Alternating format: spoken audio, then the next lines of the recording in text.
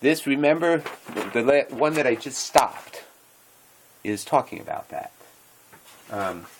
And I just explained this whole business of that. This just tells me that this is referring, well, the one before, the recording, the video recording that came before this was to you, Joya, and just the fact that you know Kimberly is important. That's very important.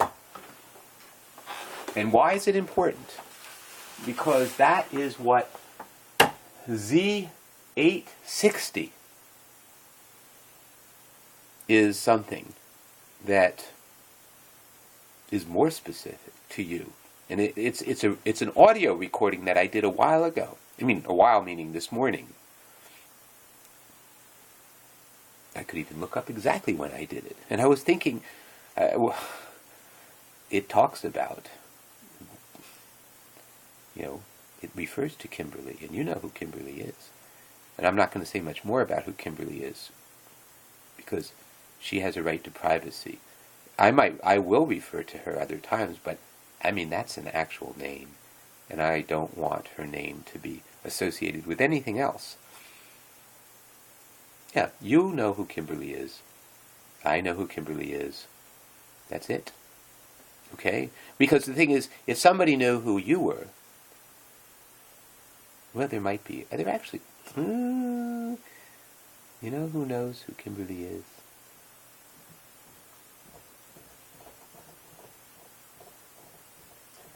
Remember that day I came into the room and I held this up and I said something. Oh, just an interesting little tidbit for you, Joya. It wasn't working. It was broken. And I knew it was broken. But I said, oh, have no fear. I have a backup.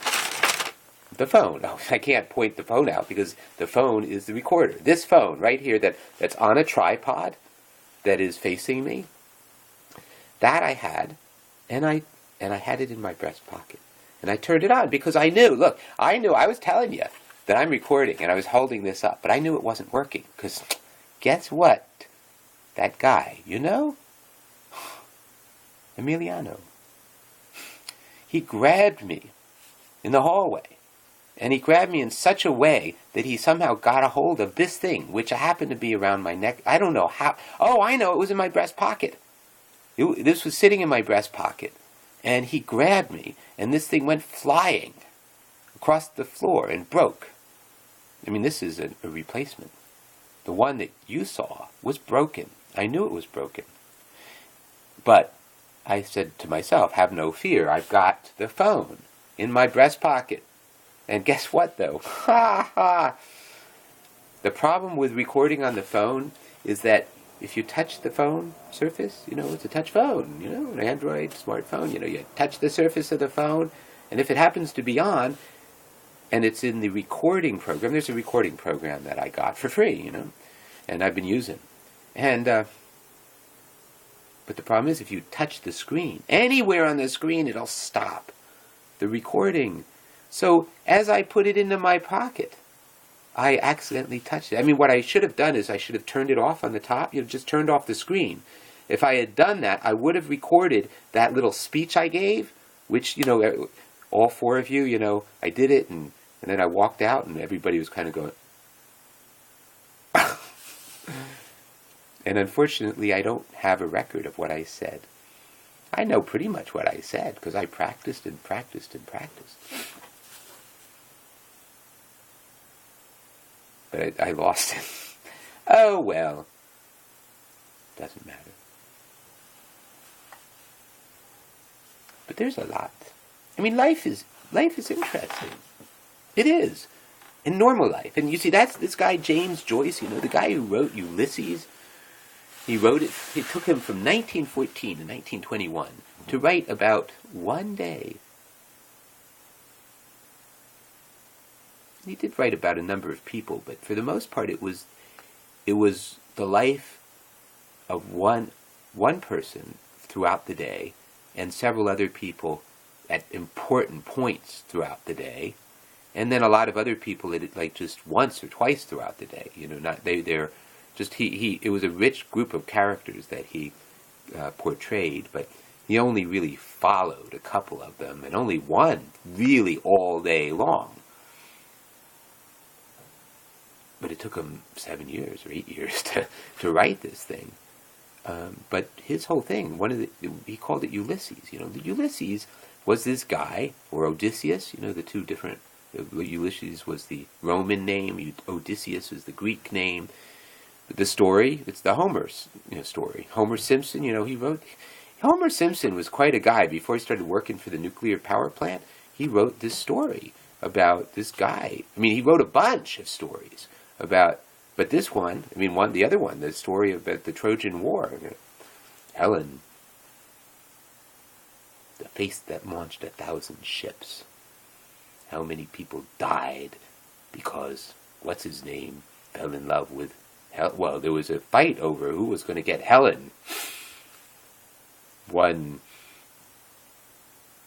impressive broad, I'll tell you. Oh my gosh. We don't need to go there. Forget that.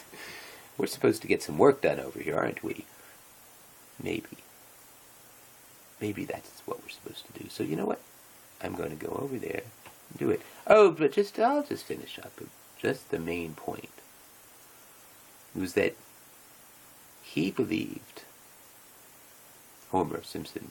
No, not Homer Simpson. James Joyce believed that the true heroes of life were us, each of us. Because just getting up in the morning requires that, we can be cowardly in the way we go through life, or we can be heroic in the way we go through life. And the heroes that matter to us is ourselves. Am I a hero to myself? Can I be a hero to myself? We all have the potential. That's really what Gandhi said when he said, we can each be the change we seek in the world. We can go ahead and do that. We can be our own heroes. We can be our own leaders. We can be our own followers. We can do it. We can. Can't snap our fingers and all of a sudden be some sort of godly type person. We can't ever be godly. We can do better. We can do the best we can at any given moment. Hey, and that's everything. There's nothing more than that. People who try to do more than the best they can wind up doing a lot less because they're wasting time doing something that they can't do, trying to do something they can't do. And so James Joyce felt it's in the moments of real life where real things happen.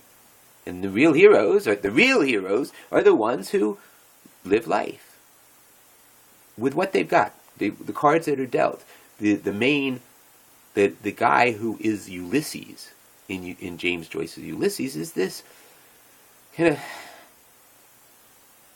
this Jewish ad salesman who's kind of a failure in life.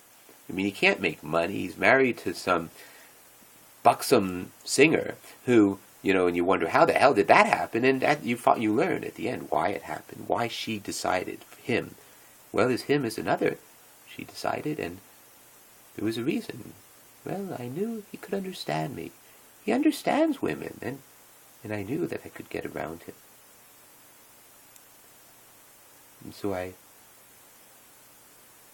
asked with my eyes to ask again.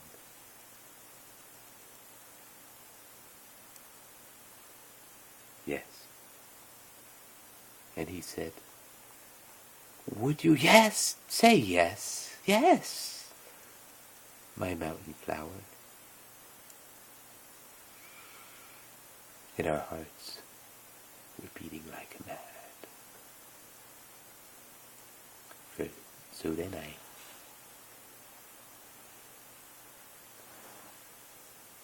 pulled him down to me so he could be on top of me, so he could feel my breath's all perfume. Oh, and then again our hearts were beating like mad. We could feel them against one another.